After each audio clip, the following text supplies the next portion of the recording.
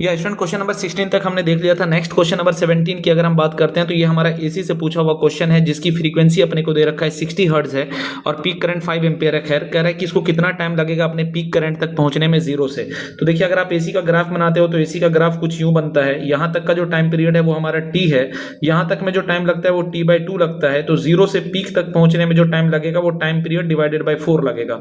Frequency इसका अपने को दे रखा है 60, तो ऑब्वियस सी बात है टाइम पीरियड जो आ जाएगा वो 1/60 और हमें यहाँ तक का टाइम निकालना है जो कि basically time period divided by 4 है। तो t is equal to t/4 जो कि अगर हम करेंगे तो 1/60 इंटू 4 जो कि हमारा 1/240 आ जाएगा। ठीक है ना, तो 1/240 दैट मींस हमारा ऑप्शन सेकंड जो है वो सही हो जाएगा। क्वेश्चन नंबर 18 की अगर बात करो तो यंग्स डबल स्लिट एक्सपेरिमेंट पर ये क्वेश्चन पूछा गया है। कह रहा है कि अगर पाथ डिफरेंस जो है दो वेव का अगर लैम्डा है तो वहां पर इंटेंसिटी जो अपने को मिल रहा है इंटेंसिटी के मिल रहा है। कह रहा है कि अगर पाथ डिफरेंस λ/3 हो जाए, λ/3 हो जाए तो कह रहा है कि वहां पर इंटेंसिटी कितना होगा। तो पाथ डिफरेंस अगर लैम्डा है तो इसका मतलब है कि फेज डिफरेंस यहाँ पर 2π आएगा और पाथ डिफरेंस अगर λ/3 है तो यहाँ पर फेज डिफरेंस 2π/3 आएगा। मतलब 2π/3 का मतलब 120 डिग्री और 2π का मतलब 360 degree.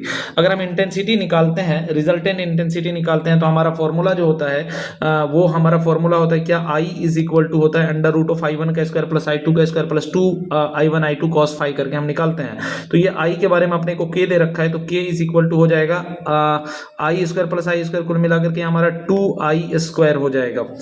I² plus I², 2i² हो जाएगा। तो बेसिकली हमारा K जो आ जाएगा वो K हम कह सकते हैं √2 इंटू आई के बराबर आ जाएगा। K की वैल्यू जो है हमारी वो कितनी आ जाएगी, ये हम सही तो लगा रहे हैं ना formula. Intensity I is equal to, sorry इसमें मैं कुछ गलती कर रहा हूँ। इंटेंसिटी हमारा होता है I1 plus I2 plus 2√I1 I2 cos phi. Intensity जो हमारा होता है I इज इक्वल टू हमारा क्या होता है I1 plus I2 plus 2√I1 I2 cos phi होता है। तो यहाँ पर जब हम क्या करेंगे, फाई की वैल्यू को अगर 2π रखेंगे तो I की जगह अपने को K डालना पड़ेगा। तो K इज इक्वल टू यहाँ I1 I2 को I मान लेते हैं तो हमारा 2i हो जाएगा, cos 2π पर तो 0 हो जाएगा। तो K is equal to basically 2i है। और जब हम यहाँ पर फाई की वैल्यू जब 120 डालेंगे तो हमारा सपोज K डैश जो आ जाएगा वो हमारा 2i प्लस हमारा कितना हो जाएगा 2i cos फाई, और cos फाई की वैल्यू हमारी 120 का मतलब -1/2, इससे ये कट जाएगा यानी हमारा i आ जाएगा और i को अपन कह सकते हैं कितना आएगा k/2 आ जाएगा। k/2 मतलब हमारा ऑप्शन थर्ड जो है वो सही हो जाएगा। ठीक है ना।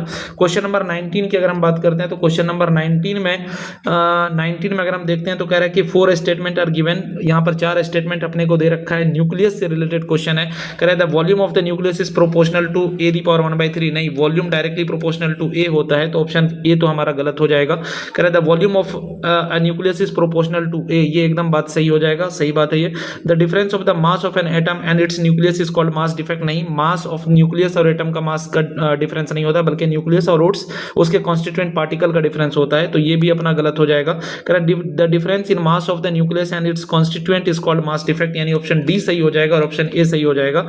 तो इस हिसाब से हमें, सॉरी ऑप्शन ए तो अपना गलत आया था, ऑप्शन बी सही आया था, तो बी और डी सही हो जाएगा।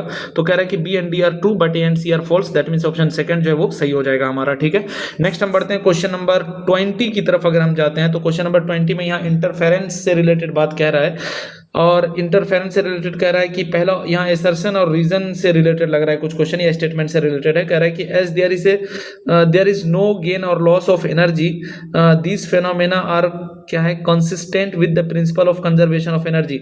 ये इंटरफेरेंस से रिलेटेड है। इस क्वेश्चन में ये कहा गया है कि आपको ब्राइट और डार्क अलग अलग जगह पर मिलता है, तो जाहिर सी बात है जहाँ ब्राइट मिलता है वहाँ इंटेंसिटी काफी बढ़ जाती है और जहाँ डार्क मिलता है वहाँ इंटेंसिटी कम हो जाती है। और यहाँ पर बेसिकली कंजर्वेशन ऑफ एनर्जी का ये जो लॉ जो है वो फॉलो होता है, दैट मींस असर्शन अपना पूरी तरीके से करेक्ट हो जाएगा। कह रहा है diffraction and interference are characteristic exhibited by only by light wave. नहीं, लाइट वेव नहीं बल्कि कोई भी इलेक्ट्रोमैग्नेटिक वेव इस नेचर को जो है ना दिखाता है, तो दैट मींस हम कह सकते हैं बी गलत हो जाएगा और ए सही हो जाएगा, अपना सेकंड सही होना चाहिए इसमें। क्वेश्चन नंबर 21 की बात करते हैं तो कह रहा है कि resistor is connected to a battery, इतना volt EMF and internal resistance इतना, if the current in the circuit is इतना, then the terminal voltage of the circuit is क्या होगा। यहाँ पर ईएमएफ दे रखा है 12, तो 12 इज इक्वल टू हो जाएगा हमारा I into capital R. Capital R अपने को अच्छा आई की वैल्यू दे रखा है तो 12 है और इंटरनल रेजिस्टेंस 0.2 है, तो हम कह सकते हैं कि हमारा जो स्मॉल V आएगा वो आ जाएगा 0.6 इंटू 2, दैट मीन्स हम ये कह सकते हैं कि हमारा 1.2 आ जाएगा, 2 चौके 12 1.2। तो यानी इस सेल के अंदर इतने का ड्रॉप आ जाएगा 1.2 का, और टोटल ईएमएफ 12 है, तो 12 में से 1.2 को जब हम माइनस करेंगे तो हमारा 10.8 आ जाएगा। दैट मीन्स हमारा ऑप्शन 4 जो है वो करेक्ट हो जाएगा। Thank you so much. मिलते हैं अगले वीडियो में आगे के क्वेश्चन।